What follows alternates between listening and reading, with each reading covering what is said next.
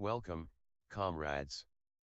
It is today I announce that our union is, as of today, officially in a state of war with the eastern city-state of Brussels. I will be detailing our justification and reasoning for the war. I would like to begin with an analogy. Many of you in this crowd are old enough to remember the days of Imperial Ranistan. If you have read my book, No More Hunger, that was written in that time period, you will see how I explain the issues that the empire had. Perhaps the greatest challenge that the empire was facing is that it was incapable of challenging any of the other Ruthenian powers, and had essentially become a puppet state unable to become self-sufficient. The main goal of Imperial Ranistan, dating back to the earliest days of its history, was to expand, conquer, and secure its place as a world power above all other countries.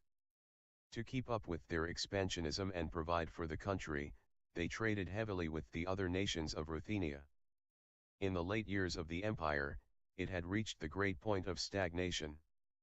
The empire could not expand any further, nor could it grow any more.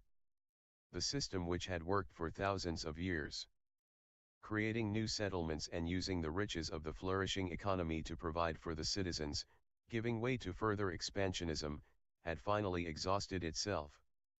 And now, it depended entirely on foreign resources to not collapse. Their pursuit of expansionism and power had led to total stagnation and the loss of self-sufficiency. They could no longer challenge the other Ruthenian empires, and became a puppet state. The revolution was necessary in order to save the country from collapse. Only through revolution could our people and country free ourselves from the oppression of foreign bourgeois. However, many of our neighbors are still stuck in the bourgeois sphere of influence. Their economy has become dependent on funding from the kleptocratic world powers, and their resources have been stolen and exploited by the same bourgeois that stole and exploited ours. To put it simply, the revolution is not over. We have freed ourselves, yet our neighbors and comrades still suffer under the iron fist of the bourgeois. In order to revolutionize our brother countries and free them of bourgeois influence, we must incorporate them into the Union. And then, once the bourgeois sphere of influence has been destroyed, their empire will come crashing down from the top. The workers of the world will finally be free. And that, comrades, is why we must liberate Brussels.